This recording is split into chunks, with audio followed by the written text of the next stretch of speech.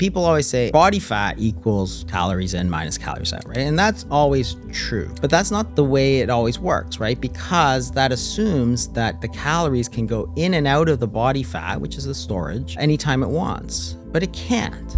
Right? So you think about your fridge, right? Your fridge is a store of food. So you go to the grocery store, you buy food, you store some of it in the fridge, and you eat some of it. But what if there's a lock on that fridge? Today, we're joined by Dr. Jason Fung, a leading nephrologist and author of the best-selling book, The Obesity Code. Dr. Fung has taken the social media world by storm, igniting passionate discussion surrounding calories and their value when it comes to weight loss. His belief is that insulin and other hormones are more impactful than calories when it comes to weight management. Today, I wanted to directly discuss some of these hotly contested statements and find some common ground in this highly complex and often heated nutrition space.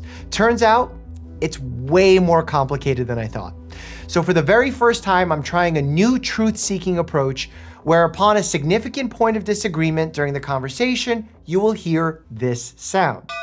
And that is the signal to you that there's a footnote in the description of this video leading to a separate short video clearing up the controversy with sources. Get ready for a deep dive on the science of nutrition, weight loss, and reversing chronic disease. Let's get started. Dr. Fung, I'm really excited to talk with you on a topic that very much needs more attention, the topic of obesity. As you've said in previous conversations, I mean, we've had guests talking about it. We're in a crisis state. We're 60, maybe now 70% overweight or obese as a nation here, at least in the United States. I'm assuming similar figures in Canada, or A little less, but a little bit less, yeah, but also climbing, but also very high, and truly a worldwide issue, right? More pandemic than epidemic at this point. I've heard your very strong interest in the topic, but you're a nephrologist, which is a kidney specialist and not necessarily the specialty that usually talks about obesity. How did you find that to be a topic that you were so passionate about? Yeah, it sort of followed from type 2 diabetes. So what happened, from 1977 is that obesity went up. And about 10 years later, 12 years later, what you saw is a huge epidemic of type 2 diabetes, which is very closely related diseases. And so once you have the type 2 diabetes, you can develop kidney disease somewhere around 10 or 15 years into the diagnosis of type 2 diabetes. So as you get, 1977, you start to see this uptick in obesity. By 1990, you see an uptick in type 2 diabetes. By 2000, 2002, when I'm getting out in practice, now you're starting to see diabetic nephropathy like all over the place. And it's by far and away the biggest cause of kidney disease. So the two big ones really is type 2 diabetes and hypertension. So both of them are related in some way because they're very much metabolic diseases. They're related to weight and so on. So, and to lifestyle. And to lifestyle, exactly. Right. And the point was that around 2008, 2009, I realized that as a nephrologist, as a medical profession, we had been thinking about this completely the wrong way. So when people develop their type 2 diabetes, we give them medications such as insulin. They gain weight, but we didn't actually change the course of the disease. And that's in 2008, 2009, several very large trials, the Accord trial, the Advanced trial, and the VADT came out, all of which showed that if you control the sugars, the blood sugars, by giving lots of insulin, then you actually don't change the course of the organ damage. So you're not slowing down the kidney disease or heart disease or mortality in any significant way. And so I really started... Wait, are you saying by controlling sugar levels, blood sugar levels, you weren't controlling mortality and morbidity rates? Yeah. So we all learned, like I learned, so I went to school in medical school in the 1990s. So we all thought that the sugar in the blood was what's causing all the problems. The sugar in the blood causes glycation end products, which would cause atherosclerosis, which would cause heart disease, kidney disease, and the whole rest of it. So the idea was we should give people lots of insulin, get their blood sugars down. And so that was the trial, a big NIH trial, multi-center, randomized control trial, 3 different ones actually.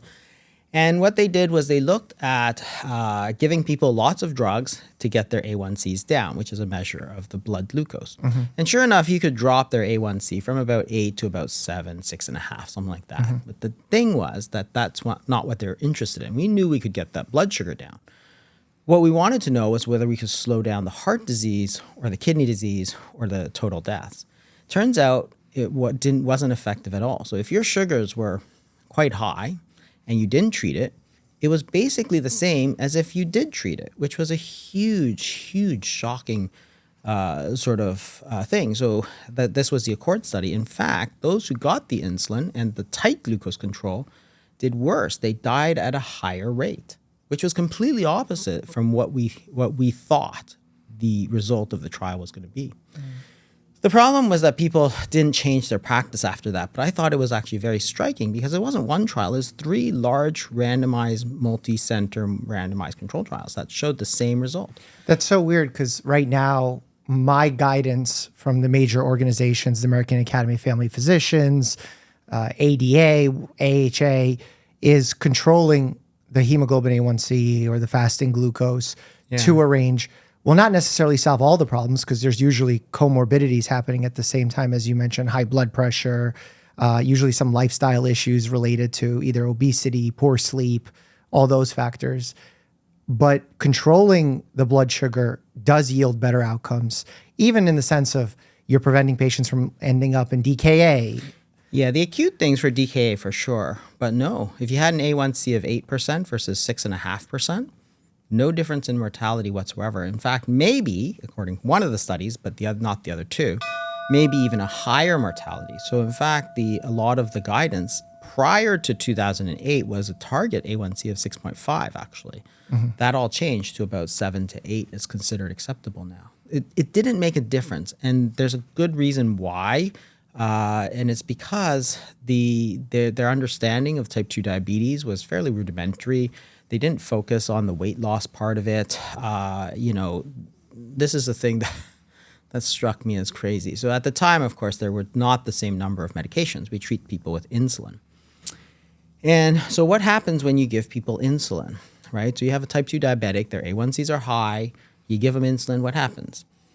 They all gain weight, right? It's just universal. So patients would go out, I'd give them insulin, because I followed those guidelines, and they gain weight. And as they gained weight, their diabetes got worse, right? Because that's what happens.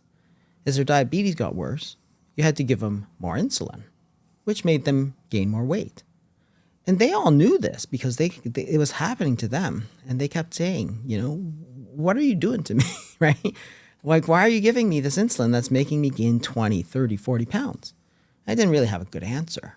But the point was that the insulin wasn't doing anything good for them. They're actually hyperinsulinemic. We know that those people had too much insulin, yet we were treating them with more insulin, which was making actually the underlying diabetes worse because they're gaining weight, so their diabetes was getting worse. And we knew it was getting worse because we were giving more and more insulin. This is so strange because my practical experience is that if I have a patient with a hemoglobin A1C of 8 or 9, and I treat them, in most cases in type 2 diabetes, I'm not jumping to insulin unless their hemoglobin A1C is above 10 or they're very poorly controlled. Yeah. So I'm treating them with other medications. Right now, obviously, GLP-1 medications are very popular, but starting even with the basics of a metformin, a sulfonylurea, with all the risks that can come with that. And they do better. Their blood sugars do better. But also clinically, they're less likely to be hospitalized. They're less likely to end up with amputations, eye issues. No, it didn't reduce. So remember, first is 2008. So they're GLP-1s and SGLT2s, which I agree are actually quite good medications because they cause weight loss as opposed to weight gain. But the sulfonylureas cause weight gain and the insulin causes weight gain. So the idea in metformin also causes weight loss as a side effect. Yeah, a little bit. It's sort of weight neutral. It's not as good as GLP-1s. Oh, of course, for sure. But metformin is the only drug at the time, right, that was really it was weight neutral. At the time, you had metformin, sulfonylureas, and insulin, right? So by the time you got through metformin, which was virtually everybody by the time they saw me, they were all heading into sulfonylureas and insulin, which is causing weight gain. So we all expected in 2008, and remember, this is, 15 years ago, right? So we all expected that we would see less microvascular disease, less macrovascular disease, less heart attacks, and less deaths. But it didn't show that, right? That's what it didn't show. And that's why all the guidelines got loosened. And Is that because they were treating with insulin? Because again, this is before my time when I wasn't in medicine yet. I started practicing medicine in 2014.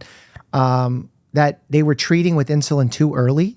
Like they were jumping in and treating with insulin at a hemoglobin A1C of 8 and trying to get it to 6.5? We all had, the targets were 6.5 at the time. So absolutely, we were the trying starting point is my curiosity. Because I could see if you're starting insulin too early that you may run into some issues. But because now the guidelines are starting insulin above 10.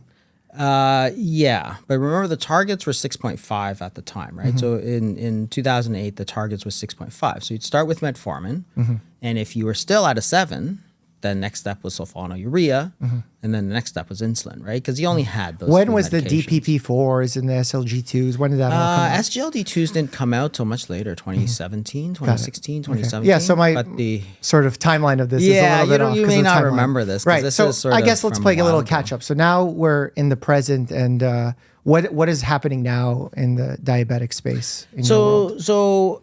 In the diabetic space, actually, those drugs are much different because the thing is that if you think about what was happening in type 2 diabetes with insulin particularly, because a lot of the patients, because there's only 3 drugs, right, a lot of people wound up on insulin. So for a while, it was, like 5 of the top 10 drugs, like by revenue, was insulins, right? So for a while it was like a huge seller, right? And that's where a lot of the debate got into with the pricing of insulin and so on. But the whole point was that the insulin wasn't making people better. It was making them gain weight, but it wasn't, and it was getting their A1Cs down. It was getting their blood sugars down. But the question was, where is all that sugar going, right? Nobody really thought about that. It's like, okay, well, you're giving insulin, their blood sugar's 8 or 9, their A1Cs are 8 or 9 or 10. What's happening to all that sugar, right? And it's like, well, if you just think about it, you know what's happening to the sugar. It's all turning into fat because that's what insulin does. It tells you to store that sugar, goes through the liver, becomes through de novo lipogenesis, creates fat. That's what insulin's supposed to do. Right? So if you're giving people insulin, you're telling them that they should be gaining more fat. So you're turning that glucose into fat, and that's why all my patients were gaining weight. But the weight gain was the problem, which was causing that type 2 diabetes, right? So we're treating the symptom of the high blood sugar as the disease. So would you say in that situation that those patients were over-consuming calories, perhaps carbohydrates, and as a result getting insulin simultaneously, thereby storing it, gaining more weight? You're saying instead of been focusing on the insulin, we should have been focusing on their dietary changes. Absolutely. And that's where we are now, right? So the most with my education, for sure. So the most recent ADA guidelines was weight is actually a huge part of management strategy, right? But this is I don't know when they came out, 2023? Sure. Something like that. But back then it wasn't. Nobody cared about it. Weight was not even in the ADA. So anyway, to finish off how I got interested in it. So what happened was I realized that we're coming at this all wrong. If type 2 diabetes is primarily a dietary lifestyle disease, and all we're doing is giving medications, you're never going to make it better. In fact, what you need to do is get these people to lose weight. When they lose weight, then their diabetes gets better. Everybody knew that, right? And the crazy part, and I called this one of the ADA's biggest lies, of course they've changed it since then, was that type 2 diabetes was a chronic and progressive disease. So the criteria for remission didn't come in until 2023, so last year. Up until 2023, if you looked on the website, the ADA said it's a chronic and progressive disease. But it was a complete lie because everybody knew. Nurses knew, I knew, patients knew, if you lost weight, that type 2 diabetes would either get much better or go away completely. Everybody knew it.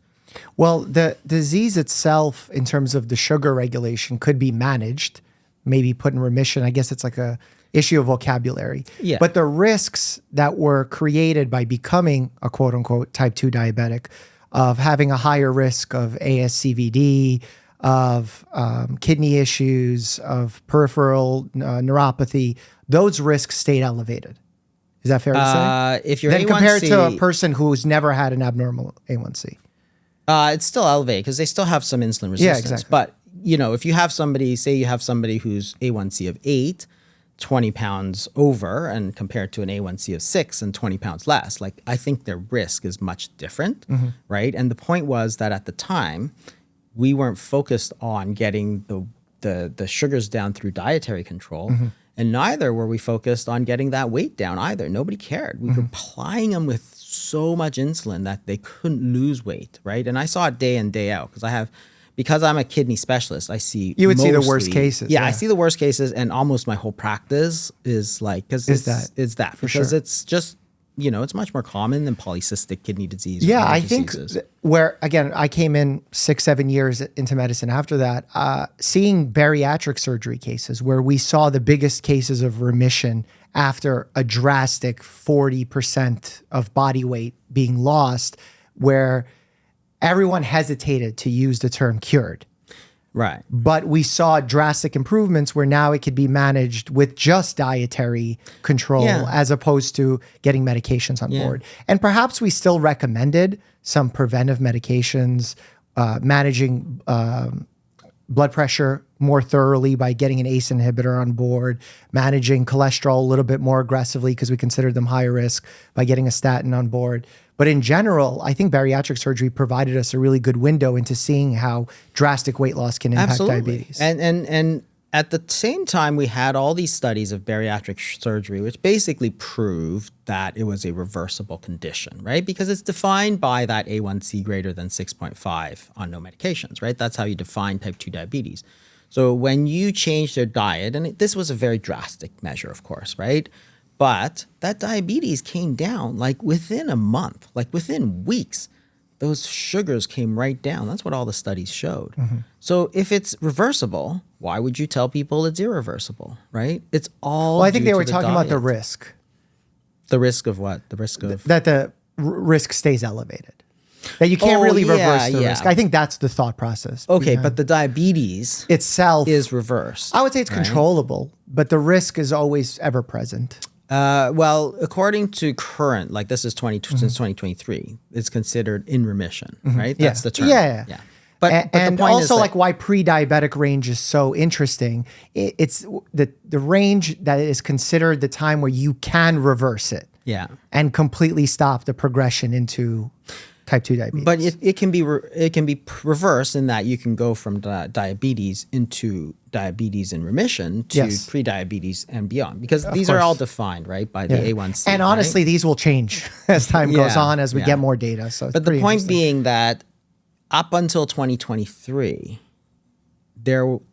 nobody ever said that this was a reversible disease. It could not be reversed, which was crazy, because it's like, yes, I can get that A1C down from 8 down to 5.5. Bariatric surgery proved that, right? And not over a short period of time, like really fast, right? Those bariatric surgery trials, if you remember, that before they lost a significant amount of weight, their A1Cs came down to normal. It was like 2 weeks, right? 3 weeks.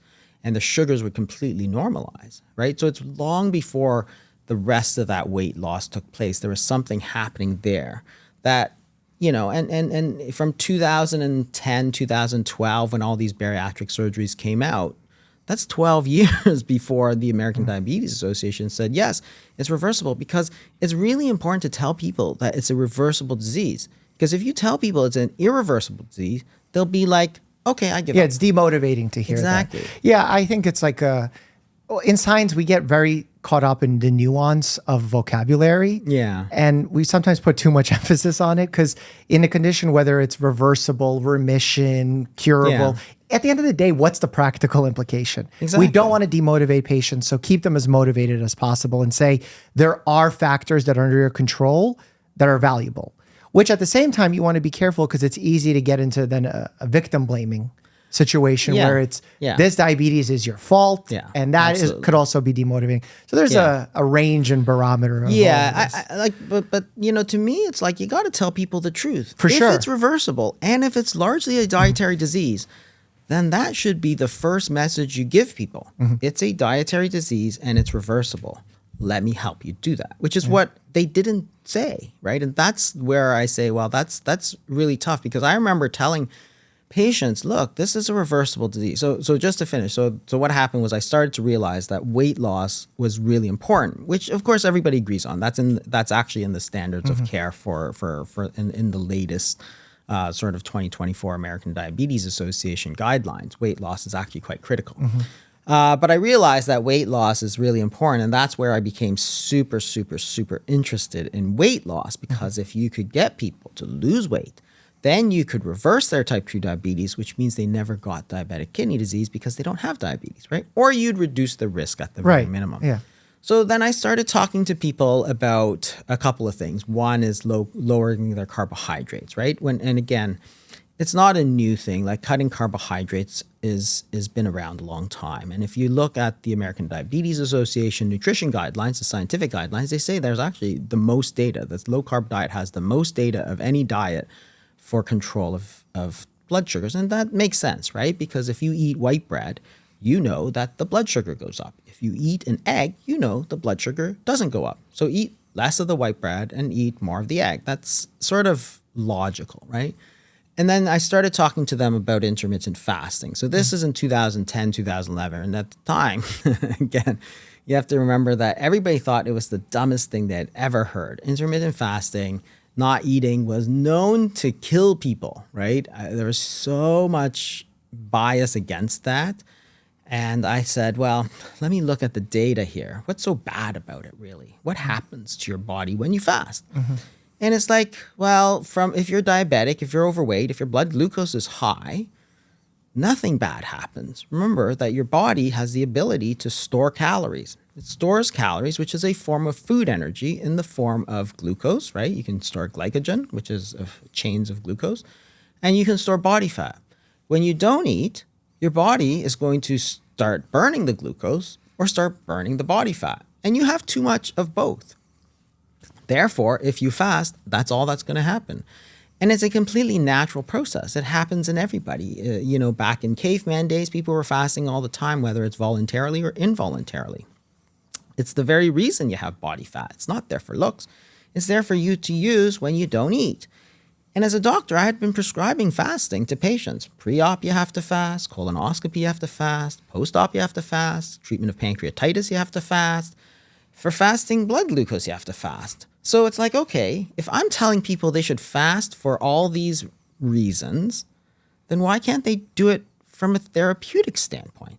It doesn't make any sense, right? So I told them, you should fast. And I started them on a fasting regimen, and it was crazy. What regimen did you choose? I used a 24-hour fast 3 times a week for my patients. And that was just because, at least you're eating once a day, and they could take their medications if they had pills and stuff. It wasn't too much and it wasn't too little. I wanted to go gently. Got it. And so I had this one patient, which I wrote wrote up as a case report. I had been treating him for like 10 years. He was on 120 units of insulin, and he was very dedicated, wrote down everything, wanted to know everything. So I told him, you should try this, right? And keep track. Within a month, he came off all his insulin, all of his blood pressure, all of his blood sugar pills, and his A1C went down to like 5.9. I'm like, holy crap, in a month. And then I had 3 of these cases in the first 6 months. I had 3 cases just like that. And I thought to myself, holy crap, I've actually been doing all my patients a huge disservice.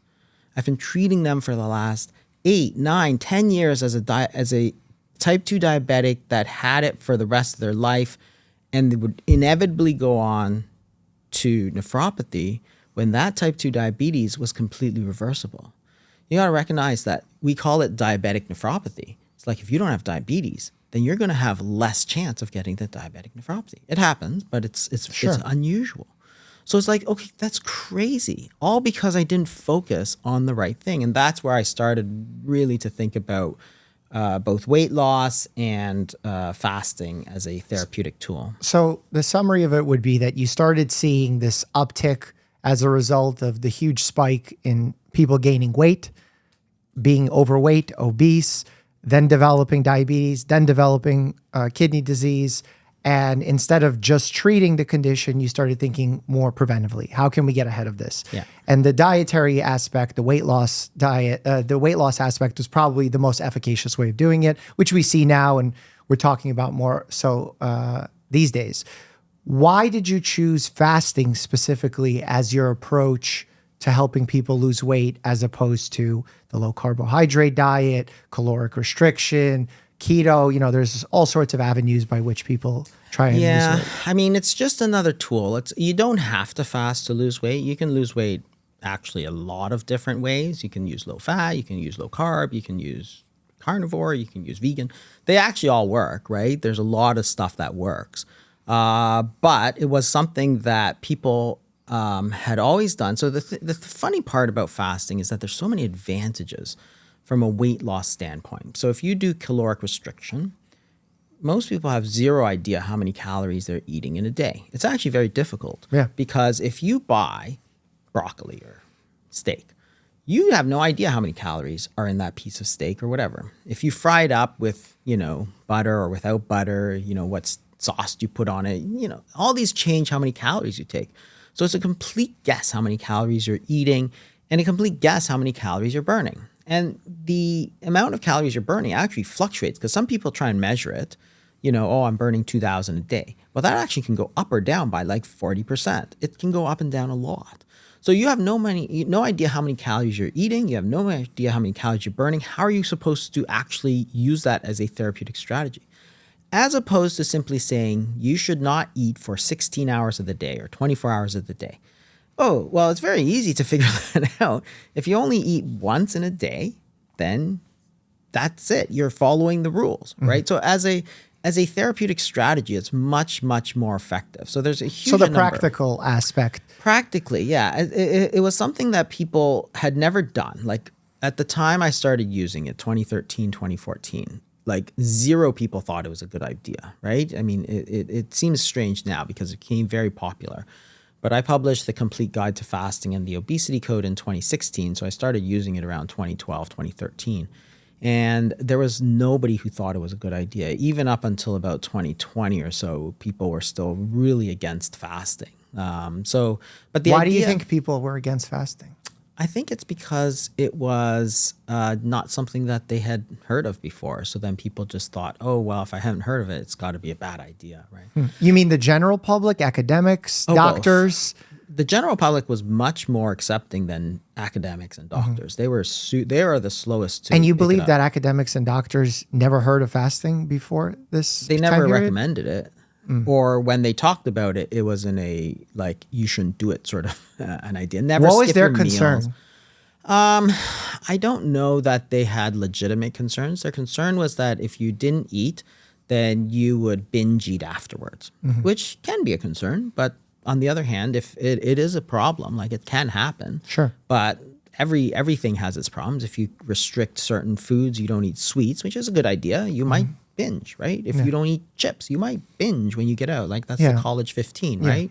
So there's a risk with all of that. But the whole point is that if you think about intermittent fasting as a strategy for weight loss, it's simple, right? So everybody understands it, right? It's free. So it's not like I'm telling you to go to Whole Foods and buy like all organic, grass-fed this and that, right? Sure. That's going to be so expensive, but that's not accessible. This is free. It's convenient, right? You're not putting more time, right? You're not like, oh, I need to do this and home make all my meals. It's like you're not eating. So you're taking less time than before. You're taking less money.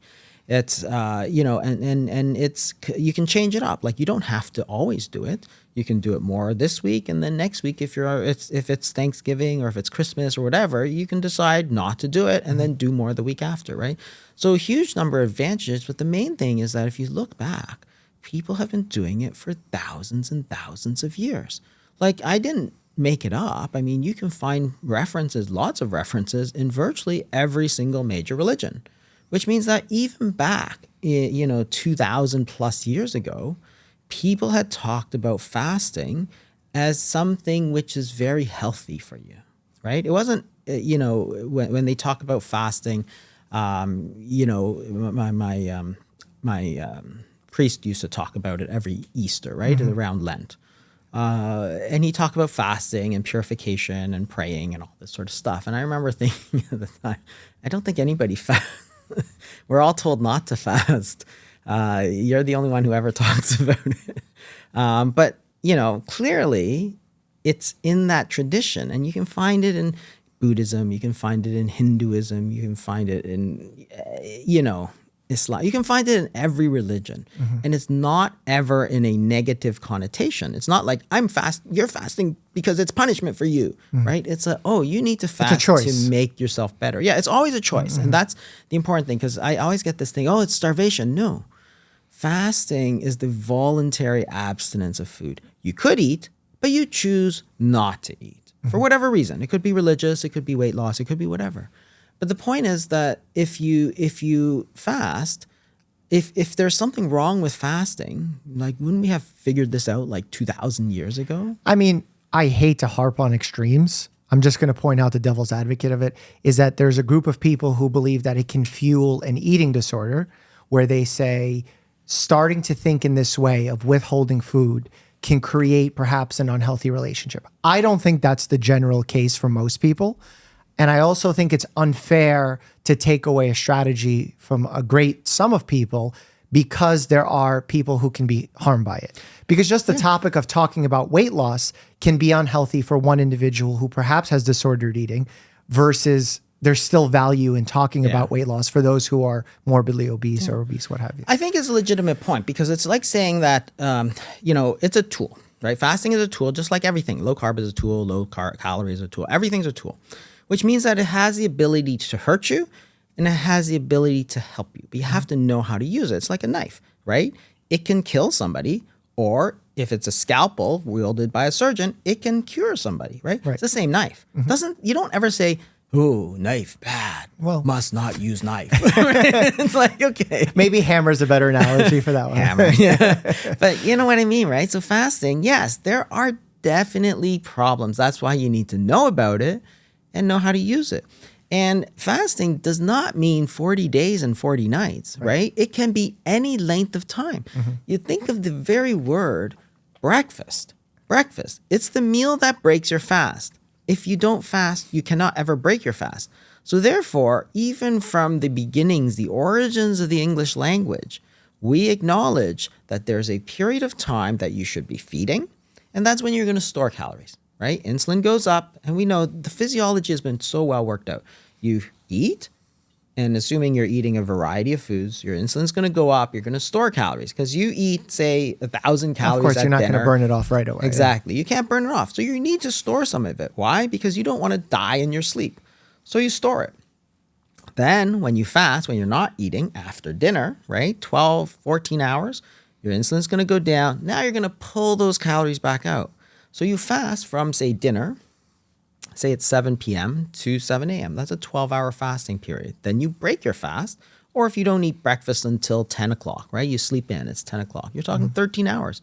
And people did that every single day without calling it a fast, right? Then all of a sudden in 2019, 2020, it's like, oh my God, you shouldn't be going more than 6 hours without stuffing your face, even to lose weight. It's so interesting. I never came across, because I also talked about intermittent fasting at some point when we started the YouTube channel. I never got feedback that intermittent fasting was terrible. The only feedback that I got, which I think is very accurate, I'm curious if you agree, that the reason why intermittent fasting works is that it's another way of lowering calories consumed, because you're eating in a smaller time window. Yeah, so I think there's some truth to that, but the whole calories thing is a whole other debate I have with people. So one is that it is a way that you're going to eat fewer calories, because it's actually harder if you compress the time that you're eating. And there's lots of studies to back this up. It's harder, right? If you take 3 and harder meals, to absorb. Yeah, exactly. So a lot of it's going to pass through. But if you compress the time you eat, it's harder because you get full. Of course. Yeah. Right? So you can't eat 3 meals at one meal. It's very difficult. Less snacking. So the compressing it does make you eat fewer calories. But I think there's actually another benefit to it, which is the hormonal benefit, which is what I talk about a lot, because it's like, to me, the idea that it's all about calories is highly destructive, because it leads, I think, in one sense to this sort of blame game, blaming the victim, where it's like it's all calories in, calories out, and therefore it's all your fault if you're overweight, you should eat less or you should exercise more. That whole idea is this whole idea of fat shaming and all that stuff. I think it's a little bit destructive, because I don't think that it comes down all to calories. I think that it also depends on the hormones, primarily insulin, right? You need to lower insulin in order to lose weight. How do you lower insulin, though? There's lots of ways. So Taking low carb less diet. calories? Less calories will definitely do it, but the point is that there's there's an overlap between calories and insulin, but certain foods raise insulin more than other foods, right? So if you eat a cookie, like 100 calories of a cookie, your insulin's going to go way up. If you eat an egg, it's not going to go way up because it's mostly proteins and fats. So the idea that you can take two 100 calorie portions, so 100 calories of cookies, 100 calories of egg or broccoli or something like that, and the people who say it's all about calories will say they're equally fattening because they're both 100 calories. I'm like, there's no way they're equally fattening, right? Because they're different. This one will spike your insulin. Your glucose will go up. The cookies, your insulin will go up. Your glucose will go up. What does the insulin do? Well, we know what insulin does. It tells your body to please store those calories as either sugar or fat, because that's the way it is. So you take 100 calories of cookies, insulin goes up, you store those 100 calories directly into glucose or body fat. Well, there's nothing left for your body to use, so you're still hungry, so you go out and eat, right? If you eat an egg, well, the insulin doesn't really go up, so it's still circulating around. You've still got 100 But the insulin calories. does go up. With eggs? Yeah. Not really a lot. So protein, Well, yeah, it'll spike less. a lot less. And there's also the thermic cost of breaking down the proteins, which will decrease the amount of calories absorbed, Yeah. therefore lower the insulin spike. Yeah. The thermic effect of food is relatively small. Yeah. But clearly those two foods have very different insulin profiles, right? We can measure it. You can do a glycemic index, right? Right, yeah. Easy as pie. One of them's very high. You eat white bread, glycemic index of 95.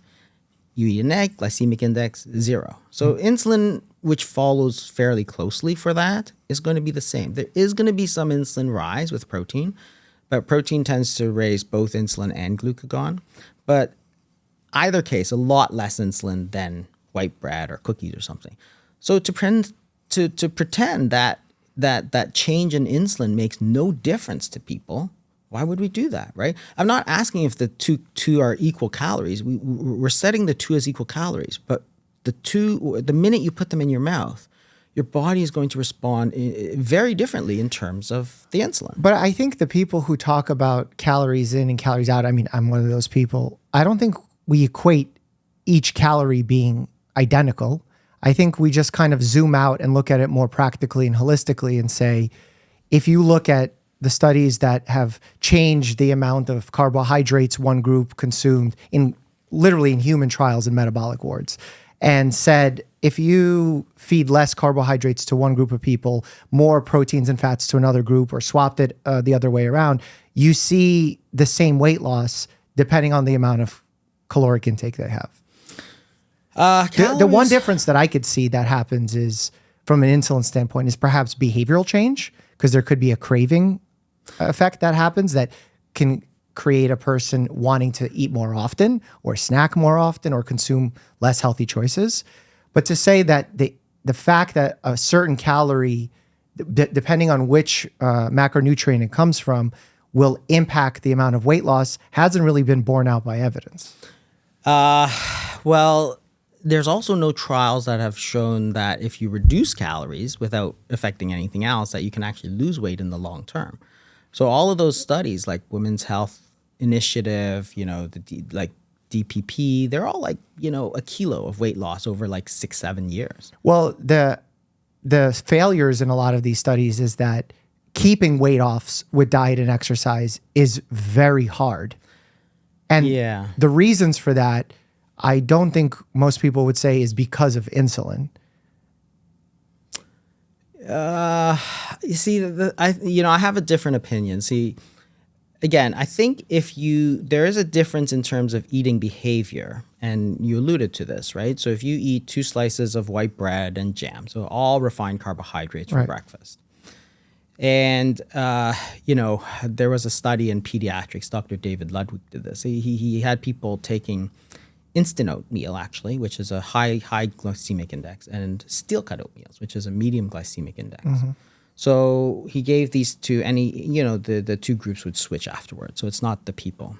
He gave them the same calories, same carbohydrates, in fact, the same food, even oatmeal, just differently processed so that they actually have different glycemic index. The glycemic index of the high glycemic index, the instant oats, was like double that of the steel cut oats. Then he tested them and said, how much do you eat at the lunch afterwards? They ate like 30, 40% more. Right. So the point is that you don't eat because of you're trying to fulfill a certain caloric quota or whatever. So it does come down to the calories you eat. But what determines how many calories you eat? It's how hungry you are, right? So if you're eating certain foods that are going to leave you hungry, then you're going to eat more. And that's the whole point. If you're eating these high insulin foods like refined carbohydrates, a lot of that's going to just get sucked into storage, which is going to leave you wanting more. So when you're talking about eating behavior, you're going to wind up naturally eating more calories. Yes, you can artificially try to, keep all the calories the same. And that's what they do in these metabolic wards. But that's not real life, right? It's like, I used to tell people, like, for decades, you got to count your calories and all this. It didn't help with like barely a single person. And I look at these studies like the Women's Health Initiative, where they had like 300 calories less per day for like 7 years.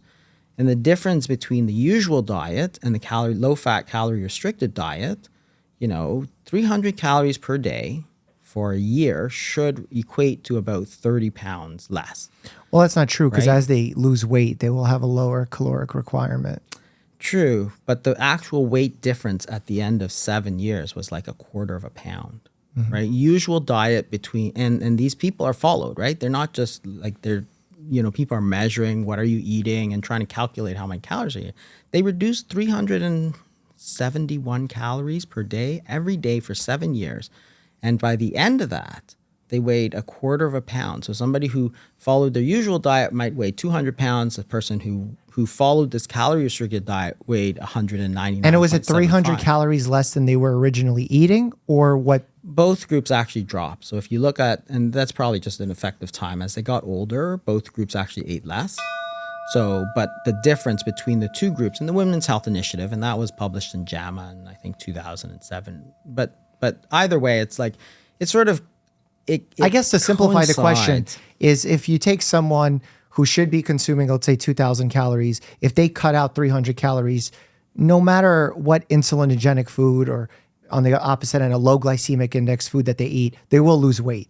Agreed? 300 calories per day? They didn't, though. Compared to the usual diet group. I'm not saying in that study. I'm saying if you calculate for a group of individuals what they're supposed to consume to keep their base metabolic weight, or their base weight, let's say it's 2,000 calories, and you cut it down to 1,700, that group of people will lose weight. Or you disagree with that? No, because all the studies show you lose weight for about 6 months, and then that weight always comes back up, right? Well, behaviorally.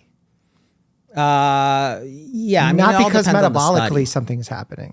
No, metabolically something does happen. When you lose weight, the metabolic rate goes down, right? So sure, the metabolic rate goes down 5 to 15%, and usually is tied to how much weight also people are losing. So it's a pretty small factor. No, actually, there's been multiple studies on this. So even in 1991, they did a big meta-analysis on this. They did 29 studies, and they looked at it, and they took all the studies, about 10 to 20% reduction in calories. So, 300 calories a day sort of thing. And then when they looked at the metabolic rate, the reduction was about 10 to 20%. So if you're eating 10 to 20% less calories, but burning 10 to 20% less calories in response to that, well, you're not going to lose weight, right? You're eating 20% less and burning 20% less. Right. That's what makes it hard, but it doesn't mean that's a window you can't overcome. Because there's at some point where if I cut down to 1,000 calories, my body's not going to cut down to 1,000. Oh no, I've seen it. People have come to me and they've done the studies and stuff. They wanted to. I have people who are like at 800 calories a day. They're barely burning any energy. And that's why they don't understand. I'm eating 1,200 calories. It's like your metabolic But rate can go way energy-wise, down. how do you gain weight or not lose weight when you're under consuming that many calories? Because the amount of calories it's- out is yeah. not just your basal metabolic rate. That's important hugely, but it's also your NEAT, your exercise, the thermogenic effect of food. There's so many variables there that are Yeah. not being accounted for besides the metabolic rate. Yeah, but if you look at the metabolic rate, so Rudy Leibel did that study where he sort of adjusted people, gave them a diet, made them gain weight, and looked at their metabolic rate and went up. And then when he made them lose weight, their metabolic rate went down. So it's clearly in response. So that metabolic rate, if you don't look at anything other than calories, what happens, and virtually every study has shown this, that as you start to lose weight, your metabolic rate starts to come down almost in lockstep, right? Even those biggest loser studies.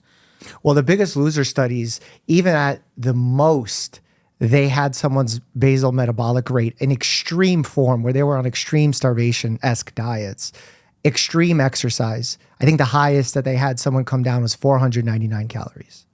And that's the most extreme case in the Biggest Loser study. In the metabolic? Yeah. That's So, like, strange. to I see- actually didn't see that. Well, because if you factor in how many other things cause caloric burn throughout the day, the numbers are quite small. Even when we say, like, if you overeat, the body can regulate by burning more calories, like if you have a bigger meal, that's a pretty small margin. Because while the human body does try and self-regulate, it does a way better job at self-regulating by storing than it does by burning. Do you agree with that? I think that the human body has to self-regulate the amount of body fat, because if you think about it, like the average person will gain about a pound a year, right? That's the average weight gain of an American and European. It's about a pound a year, right? So that's 3,500 calories. Most people are eating around 3,000 calories a day. So your accuracy rate of this is the whole population, most of whom are not counting their calories and most of whom's caloric variation is huge throughout day to day, right? Is like, 99.8% or something like that. To consume 365 days of 3,000 calories, and then at the end of the year only be off by 3,500 to have gained that 1 pound, with Christmas and, Thanksgiving, all in between, means that your body has to be regulating how much body fat you have. That's why it's so difficult, right? Because if you try to now artificially turn that to lower your weight, your body's going to resist it by making you more hungry or reducing your metabolic rate. And the question is not then how do you adjust your calories, but how do you adjust that so that the body sort of adjusts your body fat to the correct You're saying that we state. overeat so many calories but only put on a certain amount of weight? Well, Less- the average smaller? American gains a pound a year, which is 3,500 calories, roughly. A pound of fat is about 3,500 calories, Sure. right? So that means the average American or European has matched their caloric intake to their caloric expenditure to a sort of 99.8 or 9% accuracy rate without that's- counting their calories or knowing how many calories they're burning. I mean, a big part of that is because, again, as they gain weight, their basal metabolic rate goes up because they have more weight that they need to maintain. And as you store fat, you're also storing more lean muscle tissue so that you are burning more calories by being heavier, which is Yeah. a concern of why if everyone gets on GLP-1 medications, are we going to find a hugely sarcopenic population? Because they were overweight and having decent amount of muscle because they were overweight, but then once they lose the body fat, that they actually get exposed for not having enough muscle. So I think that is probably the higher likelihood of why people don't gain as much weight as they do per year, despite the caloric intake. I think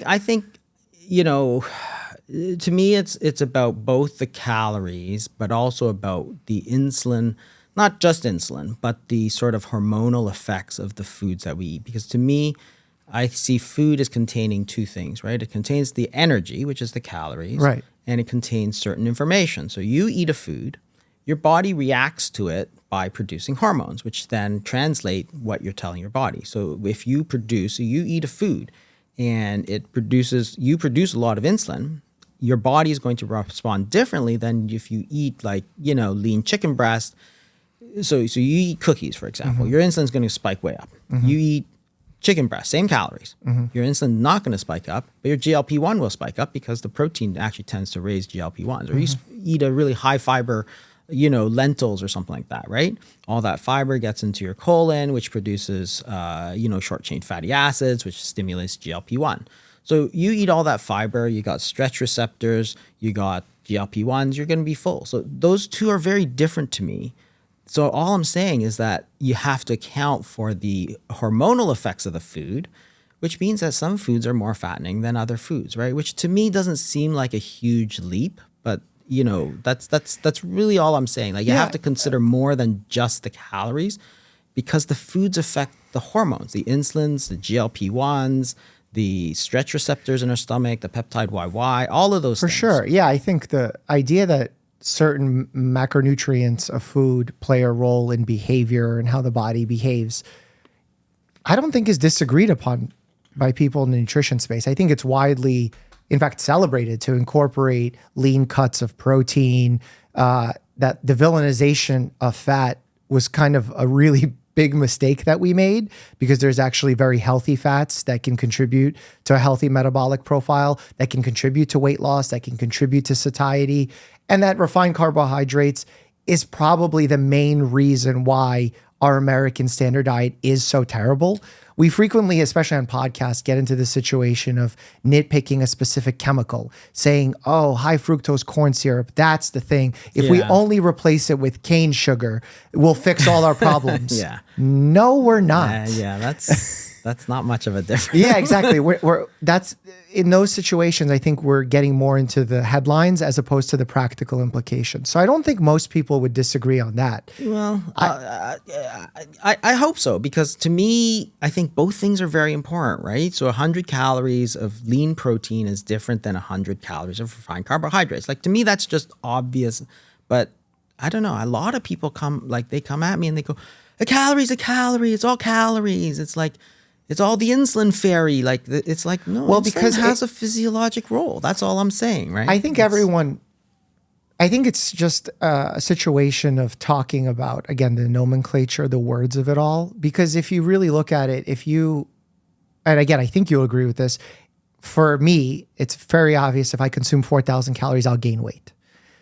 If I eat 4,000 calories of Oreos or 4,000 calories of beef, I'm gaining weight. And I think that's the starting point we have to agree on before we move on. Yes, we'll agree on that. To varying degrees. But they've done those studies, right? And the thing is that you will gain weight, yes. Yeah. But then when you stop the study, what happens is that your weight just goes right back down, right? And they did these studies. What do you mean goes right back down? So Ethan Sims did these studies in the 1960s, and another researcher. I can't remember. You're saying it's not lasting weight gain if I get it through protein? Yeah. So Ethan, do you remember this? So Ethan Sims in the 1960s. I mean, we're going way back. Yeah. Okay. So this is very interesting because he was trying to get mice to gain weight, and he couldn't do it.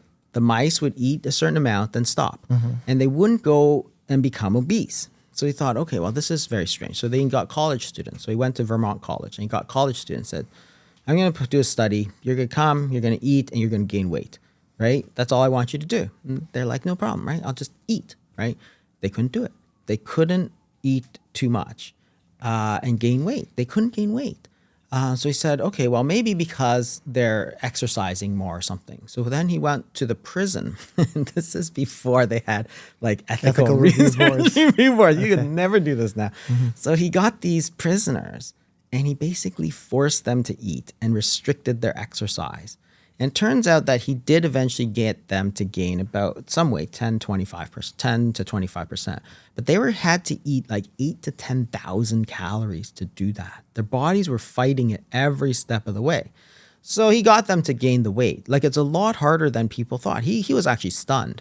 And then at the end of the study, he said, okay, fine, you're done. Just eat whatever you want. Their weight actually fell right back down within like 2 months. They went back down to their normal weight with they weren't trying to lose weight. They just stopped eating. So there's natural mechanisms to do that, right? So it will gain in the short term, but what happens in the long term in those studies? What's your takeaway from that research? I think it's that your body has a natural set weight, which is sort of determined, and you can artificially push it up, but your body will eventually lower it down. So we know that, for example, Eventually based on what timeline or... so in those studies, it was like 2 months. So we know a lot about this. I mean, if that's the case, why are we just exponentially going up with our obesity? Yeah, it's a good question, right? Because I think that what happens is that in those situations where they artificially made them gain weight, so those people, their fat cells expanded, right? They gain weight. They're eating 8 to 10,000 calories. Their fat cells then produce leptin. Leptin causes anorexia. They stopped eating. So then they lost all that weight. So there's hormones that will push your body weight upwards, like insulin. You give somebody insulin, they gain weight. And there's hormones that will push it back down. So leptin did in that case.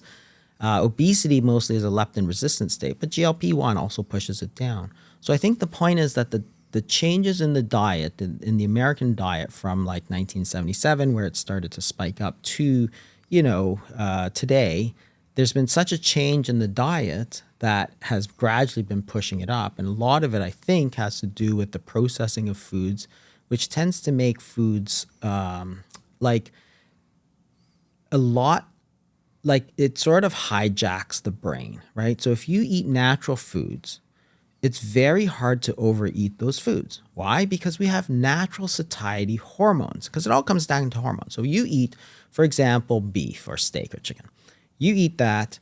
Well, can you keep eating it until you explode? No. There are restaurants that will give you a free steak if you do that, right? No, but they're not giving away a lot of free steak. Why? Because the peptide YY goes up, the cholecystokinin goes up, and these satiety, the GLP-1 goes up. These satiety hormones are so powerful that they basically stop you from eating. So just like if you eat a pork chop at a big buffet, then you're so stuffed and somebody says, here, have this pork chop. You're like, oh, I'm going to throw up, right? It's the same pork chop. But the difference is that your hormones are, on full satiety. The difference with ultra-processed foods is that you're taking away all those satiety signals. You change them into ultra-refined carbohydrates. So there's no protein, there's no fat, so there's no peptide YY, there's no cholecystokinin.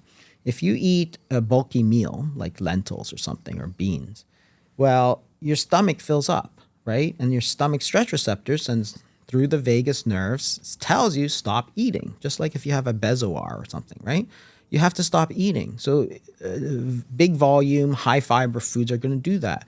Other foods like the GLP-1s, they're going to slow down your gastric emptying rate. We know that. So you eat lots of protein, gastric emptying rate is going to slow down. Fiber, it gets fermented in the gut, becomes short chain fatty acids. GLP-1 goes up, slows down the movement of the gut, right?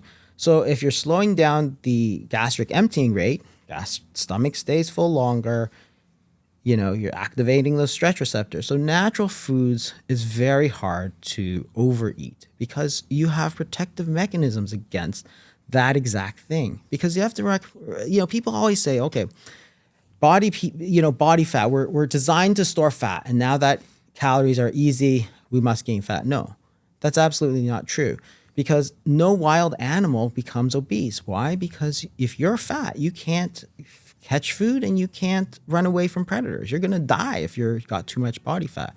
So body fat is regulated. Eating behavior is regulated. Well, I mean, it's hard to relate us to other species because if you're hunting for your food and you're obese and you can't run to catch your meal, you're no longer going to be fat. So that's a self-fixing problem there. But I think you might get caught. Yeah. But anyway. But the point I want to point out with this whole situation, because I think I agree with you in totality when it comes to the hyper-processing of food with how non-satiating it is. And really, those are hormonal issues, the non-satiating, issues, yeah. The fact that it causes you to overeat, the cravings of it all. These are all hormonal issues. Yeah. But the issue that I feel like we're not talking about when we're discussing that is how those hormones either, as you mentioned with leptin resistance, become resistant, dysfunctional, which then throws our mechanism by which you described in that prison experiment completely off. Because the reason in my expert opinion, why the prisoners were able to lose the weight is because they didn't yet develop a sort of resistance to those hunger hormones, because it was a short-term weight loss, weight gain and weight loss. But when you have a population like we are that is already obese by the majority, you're overweight and obese by the majority, you're getting into a situation where you're having resistance of those hormones. So I think it's almost less valuable to focus on the hormones. And second, when you're at a point of obesity, even once you lose weight, the fact that the presence of those fat cells were there at one point creates an easier environment to refill those fat cells and therefore regain the weight. Yeah, I think that's true. I mean, obviously it's better not to be in this situation we're at now. Yeah. But that's what I mean. It's like it all comes down to the hormonal effects, which is why it's important, because if you eat foods that are hormonally, not the insulin spikes, lots of, satiety hormones, then you're not going to overeat. So it's not about the calories per se. It's what's driving the calories to go above. Like, people say body fat equals calories in minus calories out. That's always true. That's not what I'm debating. I'm saying that it's the difference in hormones that's driving the calories in above the calories out. Which is a behavior. Which is a behavior. So you're saying calories in, calories out plus behavior. Well, the behavior is what drives the calories in, calories out, right? So if you eat ultra-processed foods, you're not getting any satiety signaling. You're getting a huge insulin spike. So therefore, you are going to wind up eating more calories. So you can't just say eat fewer calories is the solution any more than you can tell somebody you're a heroin addict, take less heroin. Like, that's not helpful, right? Let me deal with the addiction, because that's your problem, the heroin addiction. Let me give you counseling. Let me do this. You can't just say, well, do people just say that? I don't know. A lot of people say that to me when because whenever I talk about, because I always think about the hormones. I always think about how they're important and how you can change the hormones, right? And fasting is really a way to change the hormones. You're dropping insulin in the sort of fastest, most direct way. If you eat nothing, because you can't go less than zero, fasting goes to, drops your insulin. But there's tons of people who come back to me. It's all about calories. It's only about calories. It's only about. I'm like, okay, well, you can. I just feel like if you're trying to create a modifiable factor for someone, in the same way that you talk about time-restricted eating or intermittent fasting as being a practical solution for people because it's simple. Yeah. For some people, calories is much more simple to think about and actionable than it is to think about your insulin. It's way easier to say, I'm going to get into a caloric deficit and decrease the amount of calories I'm consuming, weigh myself, average it over 7 days, see how my body weight is behaving. And if it's not enough, lower it some more, perhaps increase my energy expenditure, than it is to think about all these hormonal processes, which are much harder to control in some ways. Oh, I never tell patients all this. What I tell them, because the insulin to me is, I like to think about this stuff, right? I like to think about what's happening, what the hormones are, but patients don't need to know any of that. What I tell them is who do you think is listening to the podcast? There are a lot of people who are actually very interested in it. I will say that. But, when I'm just telling people what to do, I don't say count your calories any more than I say count your insulin, right? Both are horribly, not practical, right? What I do say is that... Why do you think counting calories... Oh, I guess you mentioned that it's not super accurate and hard? It's inaccurate. Clearly, it's like all the... So you can get only a calorie count on processed foods. Any food, like you buy a head of lettuce, no, it doesn't come with a calorie count, right? So you have to guess. Yes, you can weigh it, but that's not... most people don't weigh all their food.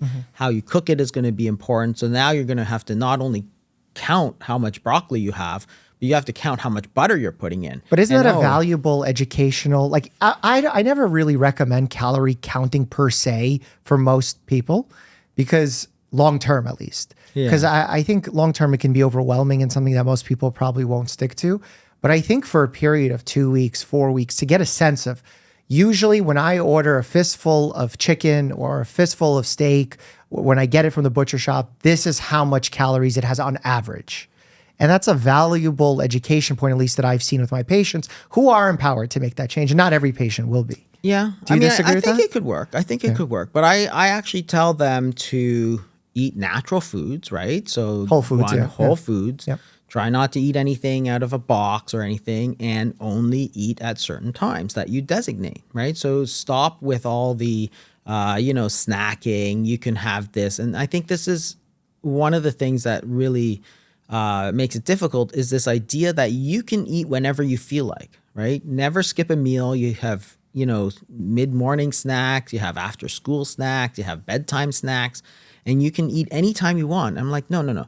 What you want to do is eat natural foods as to the best of your abilities, eat until you're full, and only eat at those times. Any other time, don't eat. So if you're hungry in the middle of the night, you don't eat, because that's not what we used to do in the 70s. It's a simple rule. Once you establish the eating structure, then people can follow it, right? Rather than saying, I need to get to 2,000 calories. This is what, I don't know, but this is how a lot of people see it. I have 2,000 calories for today, right? I'm going to take a little here, and then I'm going to little here. And I can eat whenever I want, and I can eat whatever I want, as long as I get to the 2,000 calories. It's like, well, that's not all that, like, it's not an intuitive way to eat, as opposed to saying, you eat breakfast, you eat lunch, you eat dinner, you don't eat snacks, you don't eat after dinner, and you're only eating at a table real food, right? Because people eat foods, they don't eat calories, right? That calories is sort of that extra step. So while I don't doubt that counting calories could work, it's this sort of artificial structure. And sometimes it's not good, because if you eat, and I've seen this, I read this in a book actually by some doctor. You could eat ice cream for dinner instead of steak because they're the same calories. It's the same thing. I'm thinking, it's nothing the same thing. Like, how can you think they're the same thing? Eating ice cream and steak is different. I don't know what, maybe they were making a point of like the fact that calorically it's the same thing. Calorically, they were the same, and they were making the point that they're but like health implication wise, they're not exactly the same. Exactly. That's what I think. It drives me crazy, because it's like, yes, they're the same calories. I agree with you on that. But the health implications are vastly different. You have to think about what happens next.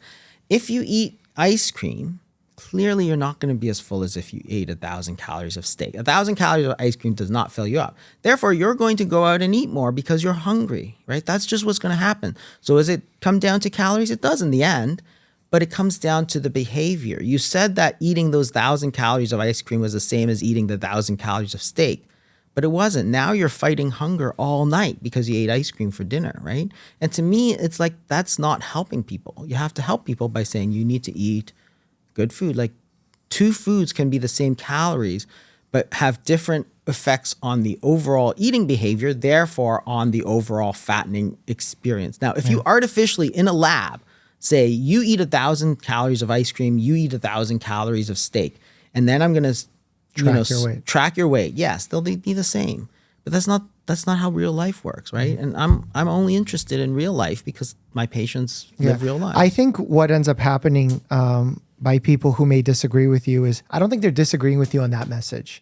I think the people who are disagreeing also agree that ultra processed foods are the problem. Yeah. The fact that they're non-satiating. We are drastically under consuming fiber as a country. We're not eating enough whole foods. I think they'll all agree with the sentiment behind that. I just think that they are more purist in their description of storage, of calories, of insulin behavior.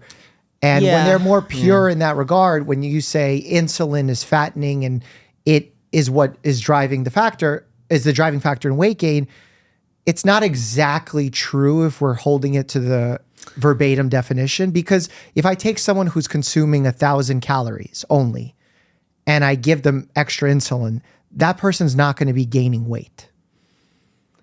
Well, let me give you a different situation, because, people always say energy or body fat equals calories in minus calories out, right? And that's always true, but that's not the way it always works, right? Because that assumes that the calories can go in and out of the body fat, which is the storage, anytime it wants, but it can't, right? So you think about your fridge, right? Your fridge is a store of food. So you go to the grocery store, you buy food, you store some of it in the fridge, and you eat some of it, right? So if you have extra food that you bought, you put it in the fridge. Right. If you didn't buy so much, you take it out of the fridge, right? But what if there's a lock on that fridge so that sometimes you can put the food in? Is the and fridge like fat sometimes- stores? Yeah, the fat stores. So sometimes the fat stores, you can only put the calories into storage. And sometimes you can only take them out of storage, right? That changes everything. So let's take the situation, 2,000 calories in, 2,000 calories out. So you're even, right? Body fat doesn't go up or down. Now you want to lose weight. So you cut it down to 1,500 calories, right? So 1,500 calories going in, 2,000 coming out. What happens to body fat? Well, what if you eat very high insulin foods? You're eating refined carbohydrates all day long. Insulin's up.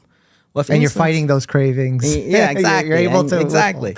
So Okay. insulin's up. Well, what happens? Well, you cannot take energy out of those fat stores because insulin, it's a storage hormone. But insulin spikes and then drops down 2 to 3 hours later. So you will be able to access it. No, but if you're eating every 2 or 3 hours, which is what a lot of people used to say, right? Eat 8 times a day, eat snacks. I don't think I've ever said that or my institution ever taught that. But I think it's probably from more like 5-6 years ago. People used to say that a lot. Like a lot of the dietitians used to say, eat, every 2 hours, eat something. Keep those metabolic fires stoked. I don't know if you've ever heard that, but I heard that a lot. But say you keep insulin high, right? So this is just a thought experiment. So 1,500. And high is also kind of a weird statement because eating any food that has some sort of caloric intake will create a spike in insulin. Yeah. High, beef steak will spike your insulin pretty high. Yeah. A steak can, although it also spikes glucagon, so therefore glucose doesn't go up. But I'm saying the insulin spike is pretty high. It can be, yeah. So like, I guess it depends how much you're eating every those 2 hours. Yeah. But as I said, it's just a thought experiment, right? So suppose that you keep it high, like by whatever, right? Say you're just taking crackers. But I just don't all know day. how you're keeping it high at a 1,500 calorie diet every 2-3 hours. Well, that because seems like different- impossible. I don't think so because certain foods spike it really high, right? The refined carbohydrates, right? So White every bread, 2 crackers. hours, you're eating like a slice of toast or a crackers or something like that. 'Cause That's it a takes lot. you- That's going to be more than 1,500 calories. Like the math doesn't add up in that thought experiment. So you're saying that if you eat 1,500 calories, your insulin has to go low. Yeah, lower than if you were eating the 2,000, which Oh, yeah. If you're eating the same foods at 1,500, Yeah. it's going to be lower than 2,000. which means the you're either 2,000 eating calories. less of the food or less often. Yeah. So then you'll have less insulin spike, whether you're measuring the amplitude of the spike or the frequency of the spikes. Yeah, I mean, if you look at, there's a huge difference. So in that David Ludwig studies, he compared an omelet to the instant oats, same calories. The spike is 4 times higher with the instant oats. So the high glycemic index, you can get way higher spikes. It's not like a little bit higher, right? So even if you cut your calories but change your diet so that you're eating all high glycemic index refined carbs, you can keep your insulin pretty high, right? And you're saying you won't lose weight. Well, if your insulin stays high, and you can get this by injecting people with insulin, or if they have a lot of insulin resistance, right? And this is where it comes down to if you have a lot of the insulin resistance and the hyperinsulinemia that goes along with it, then it's actually really hard to lose weight. Sure, right? of course. So say you have the insulin resistance, then insulin levels are high. Well, what does insulin do? Well, insulin inhibits lipolysis. It also inhibits glycogenolysis. So that's well known. That's sort of first year medical student physiology. It means that when insulin is high, you're telling your body you want to store, calories, right? You don't want to pull them out. And you can't do both at the same time. So if you're taking 1,500 calories coming in, 2,000 going that you want to burn, but insulin is high for whatever reason, you can't get any of those calories out of your fat stores. So the only way to balance the equation is for your calories out to drop to 1,500. We just talked about that study with The Biggest Loser, where in the most extreme starvation diet with the most extreme energy expenditure, they were cutting it by 500. And in this situation, we're dropping it that aggressively, the basal metabolic rate? I'm not sure that I don't know about The Biggest Loser study. Like some of the ones that I saw were actually down almost 1,000 calories. But if you look I've never seen 1,000. That's so aggressive.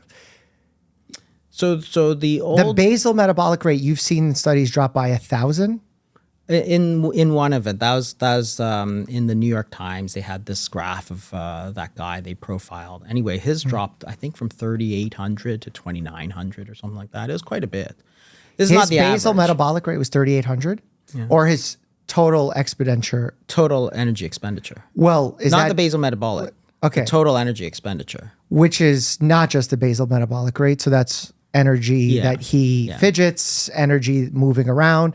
So are you saying in that situation when they're cutting from 2,000 calories and they're eating only 1,500, their entire out will drop to 1,500 through behavior change as well? Well, in this thought experiment, if you can't get any of your calories out of your body fat, that's the only response that you have, right? If you're eating 1,500 and once you clear your storage of sugars in your body from your liver, from your muscle, you will start breaking down fat.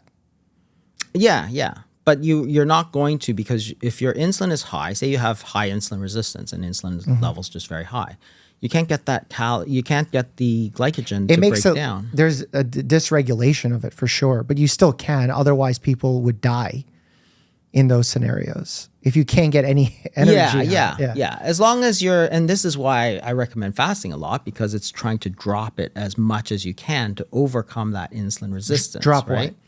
Well, during fasting, you're going to drop the insulin levels as low as you can, right? Because you're not taking anything, right? Because there are other things. Protein can stimulate. But then your insulin spike will be higher because you're going to be consuming higher caloric load when you do eat. Yeah, but then over the 24 hours, that's the comparison, right? What's your insulin over that 24 hours? So is your theory, or I guess hypothesis, that if you have less insulin spikes in general, that is a healthier state than if you had more insulin spikes, irrespective of calories? Yeah, I think it's the total insulin effect. I mean, to me, it's like, if you give somebody insulin, they gain weight. And it doesn't matter so much how much, willpower they have or anything. It just always happens. So therefore, to me, it's a causal Well, it doesn't always happen. If they're not eating enough calories, it's not enough energy to store. No, they've actually done the study. So they did the study, and that's not true, because they did this study, and this was about 10 years ago, where they actually gave people insulin. So type 2 diabetics, they went from, it's a 6-month study. They went from 0 units of insulin to 100 units of insulin. And the idea was that you should give people lots of insulin to get their blood sugars down. So they reduced their calories. So they went from 0 to 100 units of insulin over 6 months. And when they measured the calories that they were taking in, the calories went down about 250 calories. This was from Henry. Controlled? This was... meaning the calories were controlled? They weren't controlled because it was a 6-month study. So people were just self-reporting how much they're consuming? Yeah, because of, they told them not to eat so much, for all So they gave them general guidance. They gave them general guidance, right, to maintain your weight. But your insulin went from 0 to 100 units a day, and your calories went down from about, I think it was around 2,000 to like 1,800 or something like that, right? So the question is, which one is more important, right? If the insulin is more important, they'll gain weight. If the calories are more important, they're going to lose weight, right? Well, they're not equivalent in that scenario. They're not. 100 units is a lot for sure. But it's like cutting someone's calories by 1,000 and saying, look how much better it is than insulin. Well, but the question is, if it's all about the calories, they're eating 200 calories less per day. They gain 20 pounds. I don't know what they were consuming before then to get started in that study. I mean, they don't report that in the study because, of course, they only counted the calories. I'm just curious, like in the metabolic wards of these scenarios where they're eating foods that are potentially hyperinsulinic, that they produce more insulin with the foods that they're eating. Yeah. In a metabolic ward, they gain or lose the same amount of weight, strictly depending on calories. How do you take that randomized controlled data from meta-analysis and say that insulin is more important, where we have people that have high insulin with their high carbohydrate diet versus a low carbohydrate diet, and if the calories are maintained, the weight doesn't change?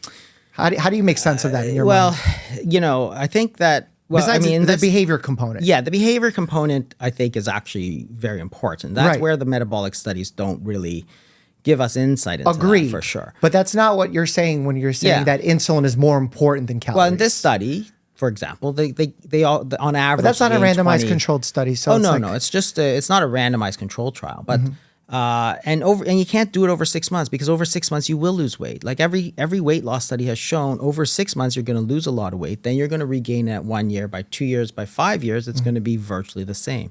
And that's why it's hard, because if you do a randomized control trial, and there were a few on low carb diets, remember the SHY study, and there's a few other ones that showed some minor differences.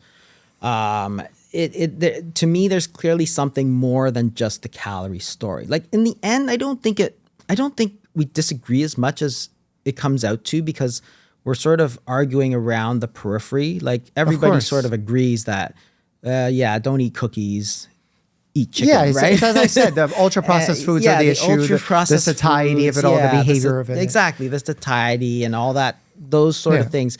In the end, it probably doesn't make as much difference as we say. It's more about the mechanism of how it works, because I think the hormones, the hormonal impact of the foods that we eat does play a role. Whether it's insulin or GLP-1s or peptide YY or cholecystokinin or gastric stretch receptors. Or one we haven't named yet. Exactly. Like, because fiber, for example, fiber has no nutrients. So why is it important? Well, because mechanical. Exactly. It plays a role. Baroreceptors and, slowness of gastric emptying, absorption. Same thing with, you can do the same thing with, I can't remember what they did, glucomannan or something like that. It forms like this gel inside the stomach, and then it slows down the gastric emptying, which made a difference, right? And there's lots of studies. But in the end, it's not necessarily just the calories, right? That's all I'm saying. It's not just the calories. There's other factors, whether it's stretch, volume, right? These volumetric diets. Yeah, I think no one argues that. I think that the people who have disagreed with you won't argue any of those points. Because I'm trying to just take their standpoint on this, and also mine as a family med doctor. Yeah. And I don't think that there's much disagreement here on a practical level. On a practical level, I don't think so. Although I have heard a lot of people tell me that it's all about calories. Calories is everything. Right. And maybe you could see, as a purist, you could see why they're saying it. Because if you see that in a metabolic ward, whether you're consuming carbs, proteins, fats, ultimately, if you control the calories, you control the weight. And that's been proven over so many randomized controlled studies. But then you have to go into the real world. Yeah. Like I have the studies that show me how well condoms work in terms of contraception. And then I have real world numbers, which are lower, still effective, but lower because people don't use them right, or they say they used them and they lied, what have you. So there's the real world implications. So I think like calories in, calories out in the research, clinical world, metabolic world, that's key. That's what works. And then you have the real world, and it gets a little bit more muddled and nuanced. Yeah, but I think I agree with that, although I'm not 100% sold that it makes no difference. Because if you give somebody 100 units of insulin and reduce their calories by 200, they'll still gain weight. Well, because the numbers are not the same. Like you're giving way more insulin and taking out so few calories. Yeah, but if it's all about calories, if it's only about calories, they should lose weight. But it's not, right? Because clearly that huge dose, and I agree with you, that's a huge dose, right? That huge dose of insulin has told their bodies to slow down their metabolic rate enough so that 1,800 calories, they're going to gain weight, right? That's the only way it can work. And also, like, the idea why I think it's so valuable to talk about the calories in, calories out is that there's an educational component to it. You can learn a little bit more about the foods that you're eating and how difficult it is from an energy expenditure standpoint to burn off those foods. Because some people are like, oh, I'll eat a Snickers bar and I'll go for a walk. It's like, do you know how long you have to walk to burn off a Snickers bar? And it's a good education point. But like the example that you're creating of 100 units of insulin or lowering by 200 calories, one is very doable, lowering by 200 calories. Giving 100 units of insulin is not just impractical, it's not really going to happen in the majority of cases. Yeah. This is just that's why, like, I don't know what to do with that information. Nor is it comparable. And the magnitude is different, but there's plenty of people. I mean, I guess I hear a lot of critics who are like, no, insulin doesn't make any difference at all. I'm like, yes, it does, because it has an effect on the body, just like GLP-1s have an effect, just like all those other hormones. Fiber has an effect. I think all of those things are important and shouldn't be, like, I think as I said, I think we're just sort of around the peripheries of it. In the end, it's still about eating the right things, but where I also eating less, eating because less, that's what time restricted eating ultimately but it's also about accomplishes. eating less of the right foods, Of course, right? Of course. And that's where you can eat toilet paper and lose weight. That's not what's recommended. Yeah, though, so. yeah, exactly. And it's like you're going to eat less junk food. You don't want to eat less broccoli. It's right? the same way that people say eating vegan's healthier, and then they eat Impossible burgers, which are junk food in the vegan sense. Highly processed. Yeah, exactly. And I guess it's sort of, because I hear a lot of this. It's all about the calories. It doesn't matter what the food is as long as the calories are the same, right? I hear that a lot. And if you're going to be strict with it, and treat yourself like you're in a metabolic ward, that's true. Yeah, and even then, it's only in the short term, because I think that what happens if you eat, less calories, but all ultra processed stuff, I think it makes a difference. I think you're going to gain weight, actually. Yeah, I think on a practical level, because you're going to not be full, you're going to reach for cravings. All those things are absolutely. And then there's the whole world that is unexplored of the microbiome. And what impacts the ultra processed foods have on that, and how that impacts your cravings, because we've seen initial ideas of how those cravings can be impacted by the signaling of that microbiome and how those change. We don't understand it yet, and people are peddling a little bit too much of supplements in this space for my taste. Yeah, and I think like that this is actually a really important topic. You have food addictions, food cravings, emotional eating, and I think that sometimes that gets lost in it's only about calories. And this goes beyond the hormones too, right? It's not just about the insulin. It's about, why are we eating, right? Because that's the point. If you say we're eating too much because it's more than calories out, right? That's why we're gaining weight. Then why is it that you're eating? It could be that you're hungry, but it could be something completely different. Of course. You could be craving it. You could be addicted to it. And if you are, and I think this happened a lot during COVID. If you're a little bit dysthymic or depressed, and that Snickers bar makes you feel better because the sugar sets off dopamine, sure, you're going to eat that Snickers. You were never hungry.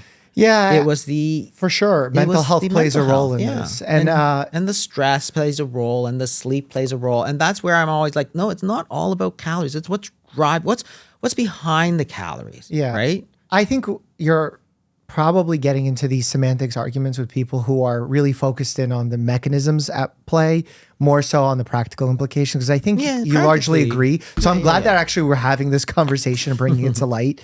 Because what ends up happening is, if you go on a podcast with a non-medical individual, like Diary of a CEO, and they clickbait the title and the intro, it doesn't do you any favors in the medical community, because it then looks like you're saying something inaccurate.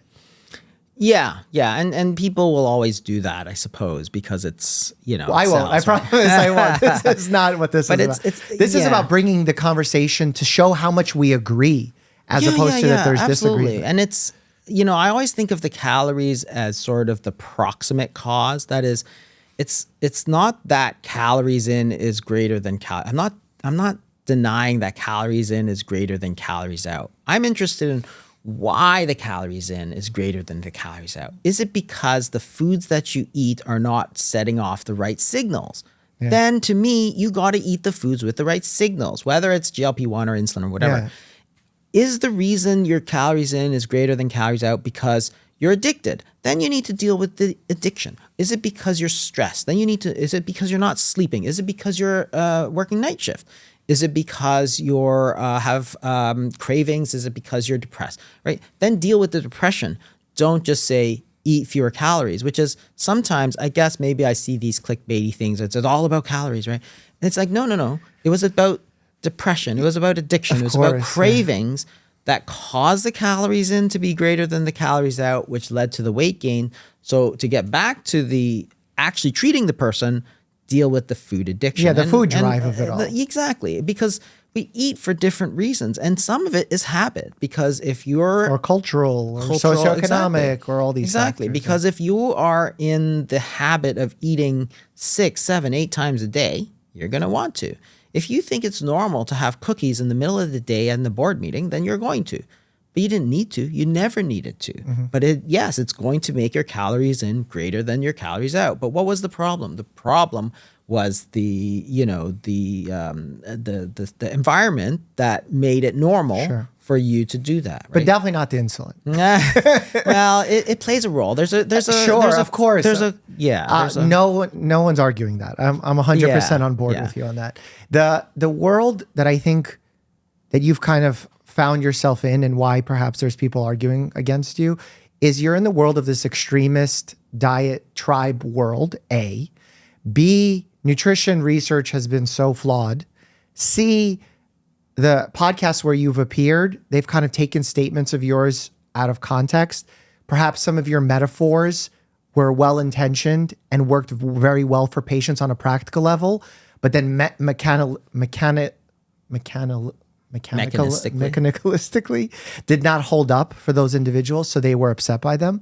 And it doesn't help when like a diary CEO editor takes and says you founded intermittent fasting, or you were the inventor. Yeah, I never say that. Yeah, people say that actually. Yeah, but I always say. But that's what I'm saying. I know, you see how now, because when I do these podcasts and why I started this is not just to get to the truth of the research, how we're talking about it, but also get down to people's point of views. Yeah. So that they're accurately represented, as opposed to doing some kind of gotcha sequence where it's like, oh, look, you see, he misspoke and now we got him and we got a 10 million view clip out. That's not the goal. Yeah. And I feel like that's done tremendous harm. There was one point that you made, I forgot where it was, about timing of intermittent fasting, that you believe it's better if you were to skip a meal, skipping dinner is favorable to skipping breakfast. I was curious why you thought that was the case. I think that it's there's some data that says that if you look at the insulin effect of the food, it's actually different depending on what time of the day you take it.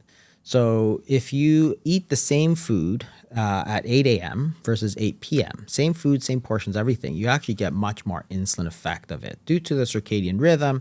So, in the circadian rhythm, you get this, before around 5 a.m., you get this spike of cortisol, growth hormone, and so on, which is actually going to antagonize the effect of the insulin. So maybe when you do that, you get less of an insulin effect in the morning. Maybe that's it, but you get more of an effect. Also some insulin sensitivity because of fasting overnight. Yeah, it could be, certainly. Yeah. But there's that. You can look at natural circadian rhythms in terms of hunger. So if you take a bunch of people, just say, how hungry are you? And just aggregate the data. People are hungriest at 8 p.m. and least hungry at 8 a.m. So if you're going to skip a meal, versus breakfast versus dinner, if you skip breakfast, that's a time when you're least hungry, so it's easiest, but you weren't going to eat that much anyway because you're not as hungry, right? As opposed to skipping dinner, which is generally a larger meal. Then for the amount that you skip, you're getting, more insulin effect at dinner, so you're better off skipping that one if you're going to lose insulin. And if you're eating early, you still have a chance to sort of burn it all off. I see. So you were looking at it from like the practical standpoint of when you're hungry. Yeah. Because people ask me, should I skip breakfast or dinner? So really, I think it's like so individual. Yeah, there's already so many variables that you can't control. Yeah, exactly. And what I say is that skipping dinner probably physiologically is better for you because you're going to skip, like dinner tends to be bigger, right, than breakfast. So if you skip dinner, you're going to skip more, right? But practically, it's not easy to skip dinner all the time, because that's the most social of all your meals, right? That's when you go out, that's when you have your kids, that's when you have your family dinner. So skipping dinner socially, you pay a huge price if you do that all the time. And if you're not going to, if you make it hard to fast, you're not going to do it. Whereas skipping breakfast is actually dead easy. Yeah. Because most people start your day, have a coffee, and go. Yeah. And I did that for years, not because I wanted to lose weight or anything, just because I was in medical school, I was tired, I wanted to sleep. So I just had coffee, boom, that's it. And then I went through till whenever. Like I'd go, and honestly, the funny part about fasting is that, it's so, people are so against it, but then in 2015, 2014, okay, I was right? Gonna say, because I don't know. Not now. Although there was some research showing some potential heart effects of fasting negatively, but I think, again, a lot of this is overblown and over mechanistic. Yeah. Why can't I say mechanic? Mechanistic. Mechanistic. Jesus. But it's funny because the doctors would always say, oh yeah, I used to do that all the time. Yeah. I used to skip, I'd go days without eating, right? Because I was just too busy and then I wanted to sleep, right? And it's like, it's funny. But yeah, I mean, if, depending on where, but it is very individual because if you're going to do skip dinner and it's going to really take a toll on your social life, then no, you might be better off skipping. Because it's really what you can stick with the most that's going to give you the absolutely. biggest It's bang what for your habits, and that's another thing we never talk about. Like people don't talk about this enough, but the habits are so important because the habits you put down are what drives your behavior day after day without thinking about it. Right? So you look at the habits like brushing your teeth. You don't have to think about it. You just do it because it's a habit, right? So if your habit is only eating 2 meals a day, then it's not hard for you. So for example, I don't eat breakfast most of the time. And as I said, I started in medical school. But it got into a habit, so I almost never eat breakfast. I mean, I do sometimes. But now if I eat breakfast because I'm going out for breakfast or whatever, I wind up not eating lunch because I can't, because I'm too full, right? So is it difficult for me to only have those 2 meals a day? No, not at all. So I'm not using willpower. And, willpower is like a finite resource. So I'm at a huge advantage compared to somebody who's now habituated to eating 6 times a day, right? Because you go to school, it's, breakfast, mid-morning snack, lunch, mid-afternoon snack, dinner. I mean, you could eat snack, 6 right? times a day and be totally healthy. And certainly you can. Yeah. I'm not saying that you can't. It's just that, from a habit standpoint, I'm actually just way ahead because, there's You've just been doing less it for longer. Yeah. Less decisions you make. Less decisions to make. It's easier. And I'm not using my store of willpower to skip those meals. I think this is where the calories in folks would come in and say, intermittent fasting doesn't solve everything. Because while on the whole, if you look at people decreasing their eating window, they will eat less calories. You could still overconsume calories in an 8-hour window and not lose weight. Yeah. So just fasting alone doesn't solve the problem. For sure. And I remember that one of the first few studies in 2018 that came out, these studies were terrible because what they did was they had somebody fast, his alternate daily fasting. They'd have somebody fast for one day and then eat 125% the next day because they wanted to match the calories, right? I'm like, why the hell would you tell somebody to eat extra the next day? That's not the point of intermittent fasting. The point of intermittent fasting, so say you eat 3 meals a day, right? Breakfast, lunch, dinner. Then you skip breakfast or dinner, whatever. What you want to do is, so you say you take 500 calories breakfast, 500 calories lunch, 1,000 calories dinner. What you're trying to do is you skip breakfast and your body is going to take the 500 calories that you would have eaten at breakfast out of your fat stores. Then you eat 500 calories at lunch and 1,000 at dinner. That's what you want to happen. If you eat, skip it and take 1,000 calories at lunch and 1,000 calories at dinner, well, you might get a bit of benefit. Yes. So, but it's going to be kind of small, right? And those first few and there studies, are some people that fall into that pattern. Some people actually do well with that. Like I don't doubt it. Meaning some people fall into the pattern of binging. And eating way too much in their small window and actually gaining weight. So like, again, like there is no miracle formula, it needs to be really individualized and thought about. The reason I just brought up the timing issue is I came across some pretty good randomized controlled studies from a meta-analysis that looked at time-restricted eating, removing the breakfast component or the dinner component. And from a cardiometabolic marker standpoint, they didn't see much of a difference in which one they changed. So I think it needs to be individualized for the person socially, culturally, based on what they eat. So I think it really... although I do see a lot more studies now where they're doing this early TRE. So there's a couple of studies that came out recently that looked at early TRE, which was stopping at 2 p.m., right? So it's like, that's early, right? Because they shifted everything up early. They didn't compare it to the late TRE, but they just used it as their baseline, right? Because I think they thought, the researchers thought that was going to be the most effective. So it showed the biggest difference, which I agree sort of. But again, you have to weigh, you can't take it out of the context of life. Yeah. Of course. Exactly. Because it's just like anything else. If you impose such a difficult regimen on people, they'll stop doing it. Of course. And it's like, and that's why most fail. I think so, because I think that you have to understand that we eat not just for sustenance, we eat for pleasure. Sure. And if you just say, oh, it's all calories, it's all this, it's all that, you take that entire, pleasure, addiction, cravings out of you're not going to be successful because you're actually only dealing with like 30% of the actual problem, which is that people eat for all different reasons, right? And you have to eat also. You have So to that's eat, the big difference between someone with an alcohol addiction. When I have someone come into my practice who is abusing alcohol, my goal is to get them off alcohol. Yeah. But if someone's over consuming food, I'm not getting them off food. Yeah. But you can say, for example, harder. no sugar. But I never do because it's like, one, it's really hard. And two, it's almost too much to be it's unreasonable. 100% sugar-free, right? You can do that for alcohol and heroin and stuff. And you can do it for sugar too. But it doesn't solve the problem. Yeah, like if you're taking so much pleasure out of food, are they going to sort of rebound later? Well, because there's foods that have sugar that can be very healthy for you that you'd be missing out on their micronutrients on. So that's why I think harping on one variable like that is not enough. It's not enough, and I think for sure you have to take a little bit more of a holistic view. So it's not just about calories, and it's not just about hormones, and it's not just about social behaviors. It's not just about habits, but it's all of those things, right? It's about the pleasure you derive from it. It's about the social norms, because again, if you look at Americans versus like Europeans or something, there's like a massive difference in obesity rates between Americans and Italians, for example. But Italians, they're eating their pasta, right? They famously love their food and stuff, but their whole relationship with food is quite different.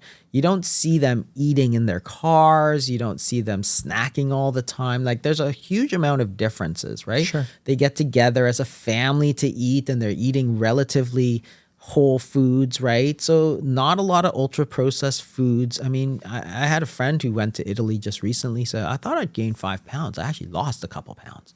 It's like, also people like to increase energy expenditure on vacation, walking around. Yeah, the walking is a huge thing. Like you see it in New York City too. And the stress levels drastically drop.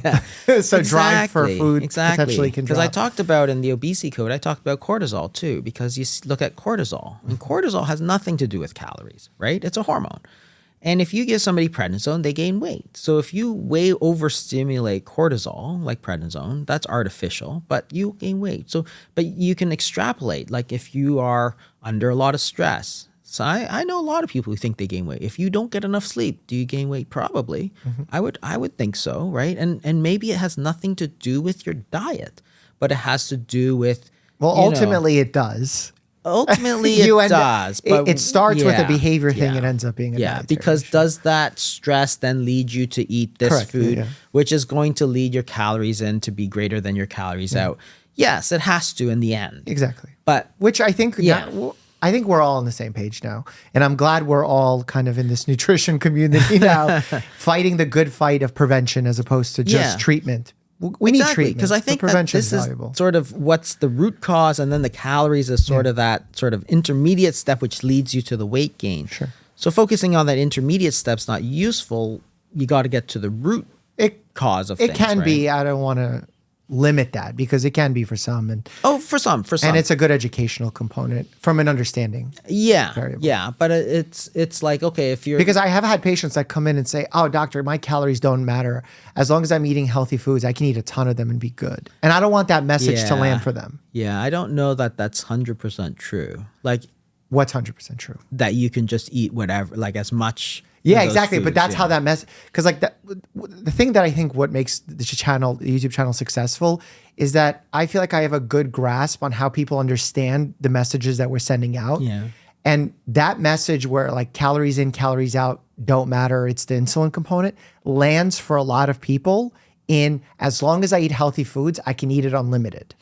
Yeah. And I don't want them to get that message because I don't think that's what you mean. Yeah, no, it's not, because it's, if you eat healthy foods, but then you have to stop, right? Yes. When you're supposed to stop, right? So those healthy foods are supposed to tell you at some point, you should stop eating now. If you eat past that point where those hormones have said you should stop eating now, well, yeah, you're going to gain weight. Or if you eat those healthy foods, but then eat another snack, in between when you should have gone right through till lunch or right through till dinner, but you stick in, all these healthy snacks, right? Yeah. Granola bars and stuff, right? Well, no, you're not supposed to do that because you're not hungry. Yeah. So you're not supposed to eat, right? The hormones are supposed to tell us what to do, right? And they're pretty good most of the time. Unless they develop that resistance and disordered eating. And all. Yeah. So I think it is Which so many of far us more are in nuanced. now. Yeah, it is far more nuanced than I can eat whatever I want, as much as I want, as long as it's healthy and unprocessed. There is a stopping point that you're supposed to listen to, which is the calories in, calories out sort of motto. Yeah, exactly, because those natural foods are supposed to signal you. The issue is with 70% to. of a population that's overweight or obese, those signals are not as strong as they once were. The signals are all messed up. Yeah. That's I think the real issue. The signals, and to me, the signals are all hormonal because that's to me, the body runs on hormones. So those hormonal signals are all messed up. Why? Correct. I think there's a lot of reasons. Of course, yeah. But I think that's where it's much more. And I think to improve the hormonal picture, if we think about calories in, calories out, we can, which could be done through intermittent fasting. Yeah. We could actually get the hormonal influences in a better place. Yeah. I think that's where intermittent fasting to me was a very useful thing to be talking about because yes, it's calories as well as hormones. Like you're moving them in the right direction. They always move in the right direction. Yeah, they always move in the right direction. Whereas you can move, just like that insulin and calories thing. When your calories go down, your insulin's supposed to go down. Like there's a correlation between the two. Sure. When you have your calories going down but your insulin going up, that's not good, right? You want both moving in the right direction, right? Yeah. And that's where some of the, sometimes it's just useful to think about what other hormone influences you can affect, right? How can you affect? Well, that's the future GLP-1. drug targeting. Yeah, exactly. Yeah, so exactly. The GLP-1's obviously very topical, GIP. But there are natural ways you can actually augment them. Certain right? foods are very GLP-1 Exactly. prone, Certain foods do stimulate that. So how can you use that knowledge, because you know that the GLP-1s are actually effective, to help you make a behavioral change or a food drive change, like Dr. Mike Israetel talks about. Exactly. So if you know that, say, protein is going to stimulate a lot of GLP-1, which it does, and so does fiber, you can say, well, I want to eat more whole fiber foods. Sure. Which to me is like, yes, you should. Well, now that we're in the same diet camp, nutritional camp, and everyone else, where is going to be your future area of interest and research? Now that sort of intermittent fasting is a totally viable model that people talk about, that weight loss is an important factor of the diabetes model. Where do you go next? What's your next line of thought or inquisition? Well, I think that, so it sort of fell along the lines of, so weight loss being much more than just calories. There's a whole hormonal component. Then intermittent fasting was the second. Third was type 2 diabetes being a reversible disease, which is just now sort of being mainstreamed, accepted that it is a reversible disease and all that sort of stuff. I think the next thing, and then I wrote another book actually called The Cancer Code, which was actually, I thought, really the most fascinating stuff that I had written. It's about the evolutionary paradigm of cancer. It's like how cancer develops. Had not a lot to do with insulin, although there is actually a correlation between the two. So that was to me the most interesting, although the least sort of practical book that I did. And then now I think what I want to talk about more is about that whole more than insulin, and like how are you going to affect the insulin? Because it's not the carbohydrates necessarily, right? So everybody thinks that it's just reducing your carbohydrates is how you reduce your insulin. That's one way. But there's actually a whole lot of ways. There's lots of different, like instant oat versus steel cut oats. Massive difference in glycemic index between the two, even though they're the same food. Same calories, same carbohydrates, same food. So what is the effect of the food matrix? Because it's really important, because it's not the carbohydrates or the calories necessarily. It's the insulin effect that your body actually sees in the end, right? So the food matrix is how foods are sort of composed. So when you grind that wheat If you use stone grinding, for example, it's very different than if you use a modern flour grinder where you get this very, very fine dust, because the absorption of the modern flour is instant because everything is ground up. There's Well, no it's like intact the brown cell rice, wall. white rice. It's the same thing. You've got the bran fruit and juice versus eating the whole fruit. So yeah, there's absolutely Yeah, those exactly. So those are important. So Yeah. food order is important. If you eat carbs first versus carbs last. If you eat vinegar, for example, this is actually really interesting. So vinegar and acids, if you eat them with carbohydrates, so you want to, have some dumplings and you dip them in vinegar, the insulin effect is far different. And why? Because it turns out that vinegar, which is acetic acid, partially inactivates the salivary amylases, so your body actually doesn't break down as fast. And it was always thought that when it got into the stomach acid would neutralize the salivary amylases, but it doesn't.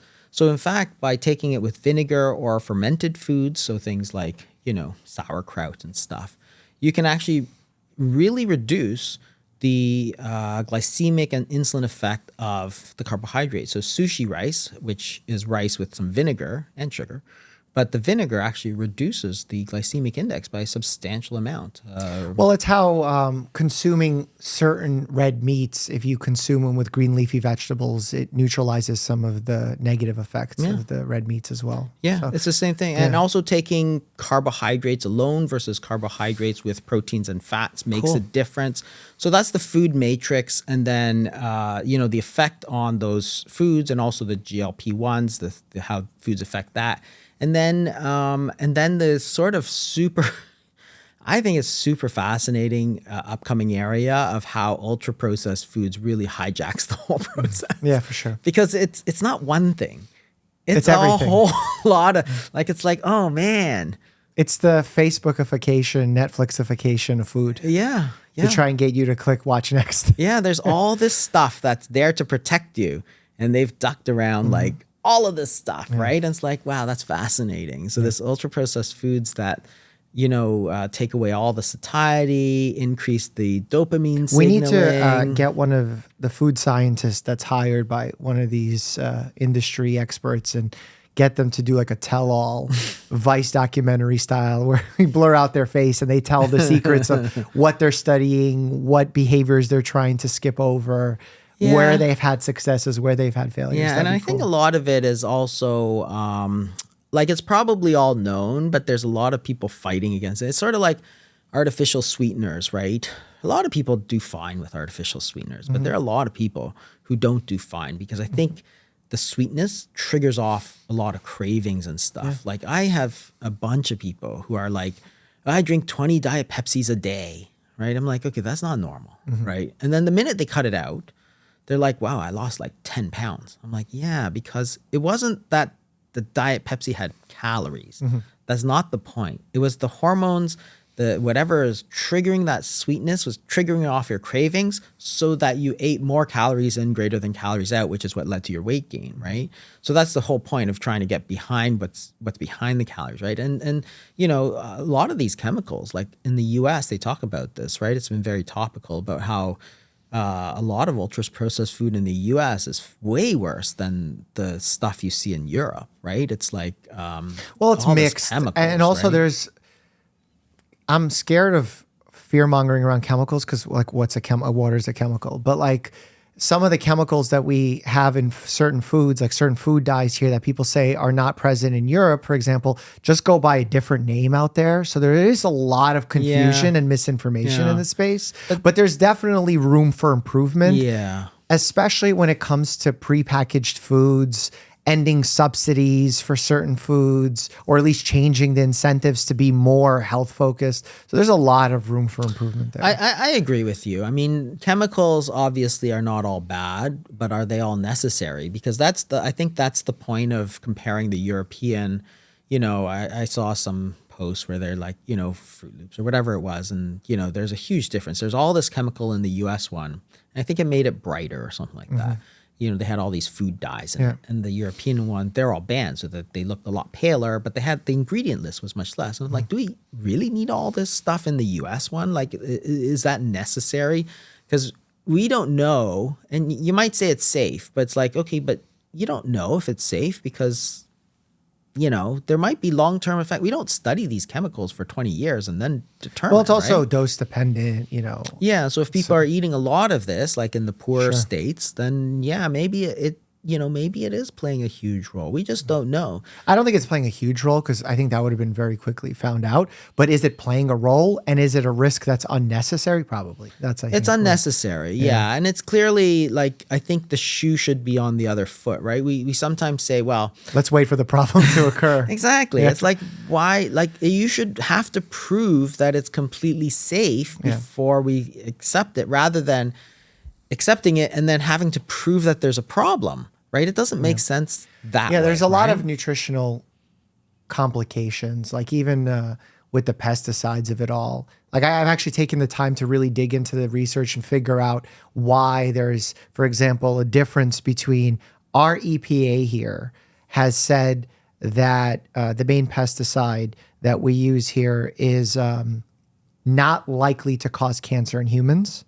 Right. Versus the WHO's organization, the IARC, said that there's a probable link to cancer in humans. Yeah. And how they both came to the appropriate conclusions based on what they were studying was just slightly different in slightly different populations.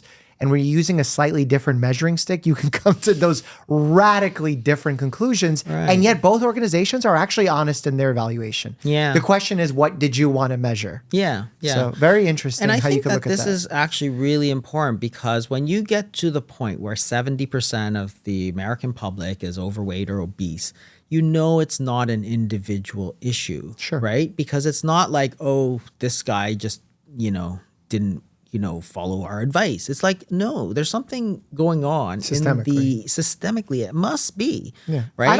I think that's like widely accepted now. Yeah. Especially in education.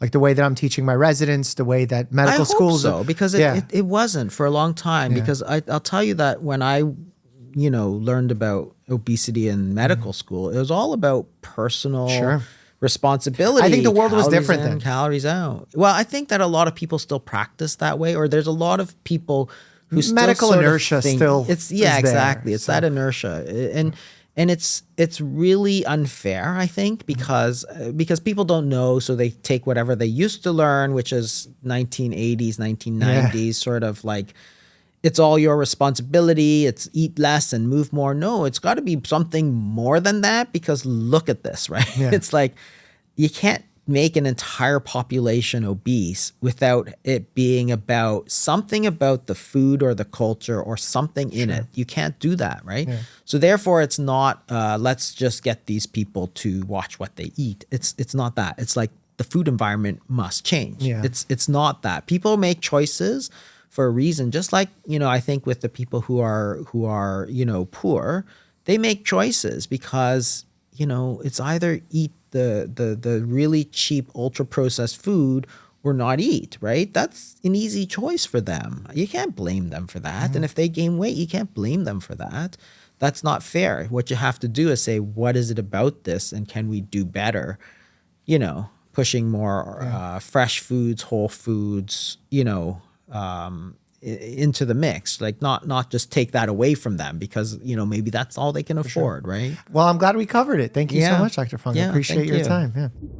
Clearly, the nutrition space is very complicated, but there's a harsh reality to losing a huge sum of weight. Click here for a video on that topic very specifically. Huge thanks to Dr. Fung for coming on the podcast, for having such a deep, intellectual, and open-minded conversation. It seems like we agree a lot more than we disagree. As always, stay happy and healthy.